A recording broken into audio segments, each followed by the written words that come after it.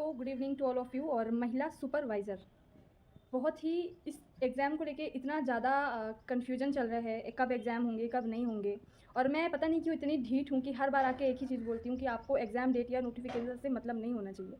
आपको मतलब होना चाहिए आपकी प्रिपरेशन कितनी हो चुकी है, आपके टेस्ट में मार्क्स कितने आ रहे हैं, आपका सिलेबस कितना हो चुका है, आप रिवाइज़ कितनी बार कर चुके हो, आपके ऐसे कौन-कौन से क्वेश्चन हैं जहाँ पे आउट ऑफ आउट या फिर एटलीस्ट 80 टू 90% आप कवर कर सकते हो, या फिर वहाँ पे अगर कोई क्वेश्चन दिया जाए तो आप पूरे में पूरे कर लोगे। आपके ऐसे कौन से कंटेंट है आपके पास जिसको आपने कई बार रगड़ के पढ़ लिया, रिवीजन कर लिया है, उसमें से कोई क्वेश्चन पूछे तो खराब मतलब ऐसा भी आपका सामने से ऐसा खराब परफॉर्मेंस ना हो। मेरा थोड़ा सोचने का नज़रिया अलग है बाकी लोगों से। मैं चाहूँ तो हर दूसरे दिन आके मैं बोलने लगूँ कि आने वाली है नोटिफिकेशन, आने वाले है डेट। मुझे पता है और आपको भी पता है, आपका भी दिल जानता है कि एग्ज़ाम किसी भी दिन अचानक से नोटिफिकेशन आएगा। गिन के 15 से 20 दिन आपको दिए जाएंगे। फॉर्म भरने की जो लास्ट डेट होगी से लेके एग्ज़ाम डेट के बीच मात्र आपको 20 से 25 दिन मैक्सिमम बोल रही हूँ, 20 से 25 दिन दिए जाएंगे। ये आपको सीखने की ज़रूरत है एमपी टेट से। तो आप किस चीज़ का वेट कर रहे हो? और बहुत सारे लोग लगे हुए हैं, यकीन मानिए। बहुत सारे लोग एकदम चुप होके किसी भी इस बीच में ना फंसे हुए कि उनका एग्ज़ाम कब होगा, कब उनका नोटिफिकेशन आएगा, कुछ भी बिना सोचे हुए वो लगे हुए हैं और आगे भी लगे रहेंगे। और पता है आपको एक चीज़ मैं बताऊं कि एक मेरे पास ये वीडियो बनाने का जो मेन रीज़न है वो ये है कि मेरे पास मेरे मेंटरशिप की ही एक हाउस मेकर एस्पिरेंट है, मतलब वो हाउस वाइफ है, उनके 2 बच्चे हैं छोटे छोटे।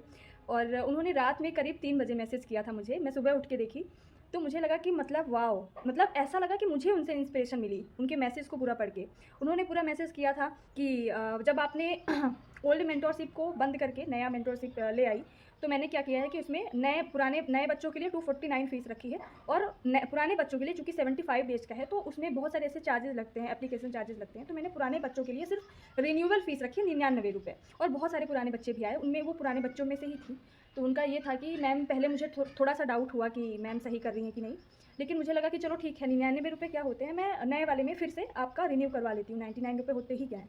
पर मैं 1 हफ़्ते से बहुत ज़्यादा, 1 हफ़्ते के पहले बहुत ज़्यादा मैं परेशान रहती थी क्योंकि दिवाली के बाद मेरा जो मेंटरशिप था थोड़ा इधर से उधर हो गया। कुछ लोगों की वजह से मुझे पूरा नया शुरू करना पड़ा और उसको उसी तरीके से बंद करना पड़ा। कुछ रीज़न थे मेरे अपने और कुछ लोगों की वजह से। तो उनको ये मतलब उन्होंने पूरा मैसेज जो था उसका मैं सार बता रही हूँ, बहुत लंबा चौड़ा टेक्स्ट मैसेज भेजा था उन्होंने टेलीग्राम पे कि 1 हफ़्ते पहले तक मैं बहुत ज़्यादा परेशान थी, लेकिन जैसे ही आपके टारगेट्स को मैं 1 हफ़्ते तक शिद्दत से फॉलो करती गई, कुछ मैंने नहीं किया दीदी, कुछ भी मैंने एक्स्ट्रा नहीं किया, सिर्फ आपके टारगेट्स फॉलो करती थी। और आपके जो रिवीजन का जो मेथड है कि आप बोल देती हैं कि इसको रिवीजन करो इसी दिन, तो बस मैं आपको ब्लाइंडली फॉलो करती थी। और 1 हफ़्ते में ही मुझे अब ये समझ आने लगा है कि किस तरीके से रिवीजन करना इतना ज़्यादा इंपॉर्टेंट है। पहले मैं टेस्ट देती थी तो आते हुए क्वेश्चन में गलत करती थी या पढ़े हुए क्वेश्चन भी मेरे गलत होते थे। लेकिन जब से मैंने आपके टारगेट्स को वापस से शुरू किया है एक नई उम्मीद के साथ, नए जोश के साथ, तो 1 हफ़्ते में ही मुझे अब ये फ़ील होने लगा है। और मतलब उनका ये था कि हाउस मेकर हैं, मतलब हाउस वाइफ़ हैं, तो वो नहीं टाइम निकाल पाती थी दिन में। और जो मेरे टारगेट्स होते हैं वो एटलीस्ट 5 से 6 घंटे के लिए आपको पढ़ना ही पड़ेगा, तभी टारगेट कंप्लीट होगा। और मैं बाकायदे बोलती हूँ कि भाई टारगेट कंप्लीट करो, तुम कुछ करो मत करो, बट टारगेट मेरे ज़रूर कंप्लीट करो। तो उनका ये था 3 बजे उन्होंने 3 एएम पे है ना, 3 एएम पे रात में मैसेज किया था कि दीदी अभी जाके मेरा पूरा टारगेट कंप्लीट हुआ है। जब ये लाइन मैंने पढ़ी कि अभी जाके मेरा टारगेट कंप्लीट हुआ है, मतलब 3 बजे तक वो जग रही हैं।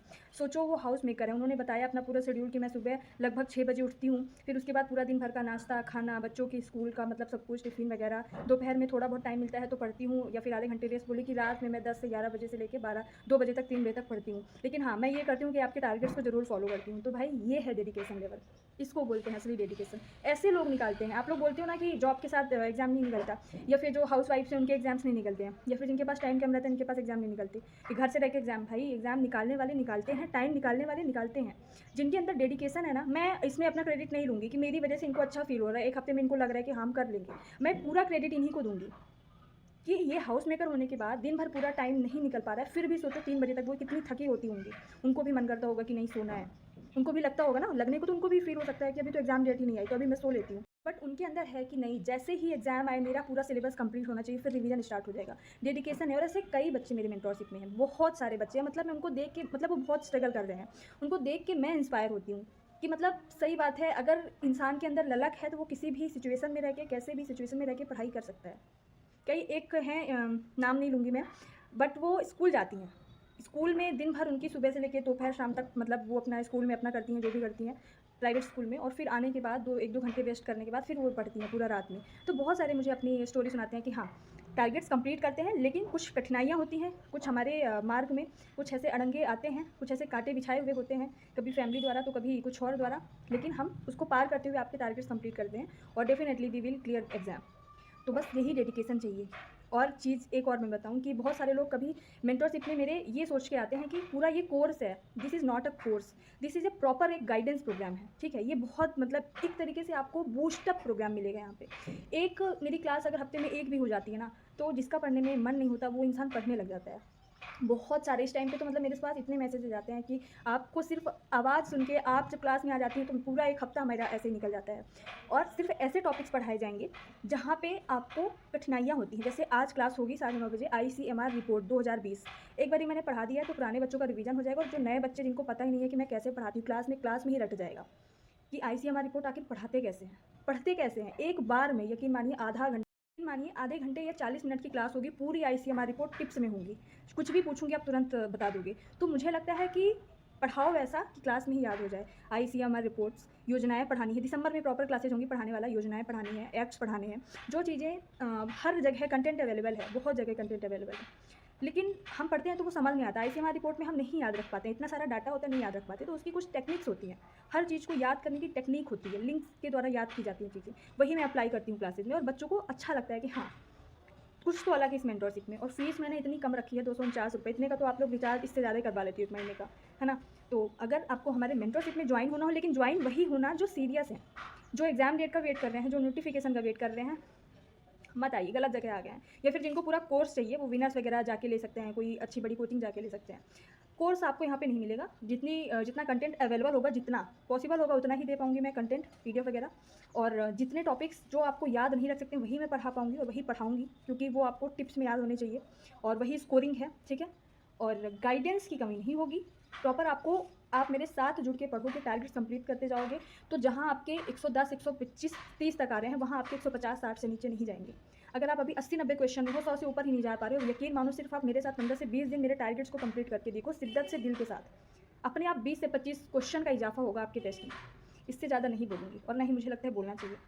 और बस मैं ये बोलूँगी, आप कहीं भी पढ़ो, कैसे भी पढ़ो, अपने से पढ़ो, अकेले पढ़ो, सेल्फ स्टडी, जैसे भी पढ़ना है पढ़ो, जो भी करना है करो, लेकिन पढ़ो, क्योंकि किसी भी दिन कुछ भी अचानक से नोटिफिकेशन आ जाएगा। मे बी जनवरी में पेपर हो जाए, मे बी लास्ट दिसंबर में पेपर हो जाए, रोने के सिवा कुछ भी।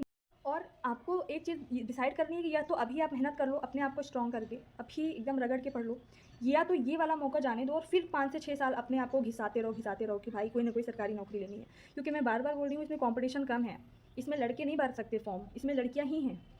तो आपका जब ऑलरेडी कंपटीशन कम है, 426 से 476 लगभग 500 के आसपास मान के चलते हैं पोस्ट है, मे बी इंक्रीज हो जाए पोस्ट, और आपको तो एक ही चाहिए ना, अपना देखो ना, दूसरों से क्या मतलब है, आपको एक चाहिए, अपने लिए पढ़ाई करो, एक सीट के लिए पढ़ाई करो।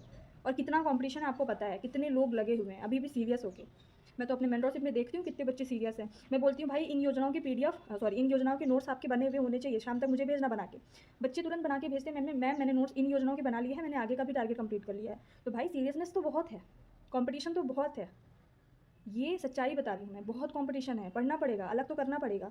आप चाहे हाउस में करो, चाहे जॉब कर रहे हो, चाहे जो कर रहे हो, टाइम निकालना पड़ेगा। और ऐसे भी नहीं कि बस अंधाधुंध पढ़े जा रहे हैं, जो स्कोरिंग है वहाँ पे ज़्यादा ध्यान दो, टेस्ट लगाओ अच्छे से, प्रैक्टिस करो, कुछ अलग नहीं करना है, सिलेबस से चिपके रहो बस, सिलेबस के बाहर का नहीं पढ़ना, और जो सिलेबस में उसको छोड़ना नहीं है, लेकिन पढ़ो। सबसे ज़्यादा इंपॉर्टेंट ये है, खुद के साथ ईमानदार रहो, पढ़ो बस। थैंक यू सो मच, जय हिंद, जय भारत।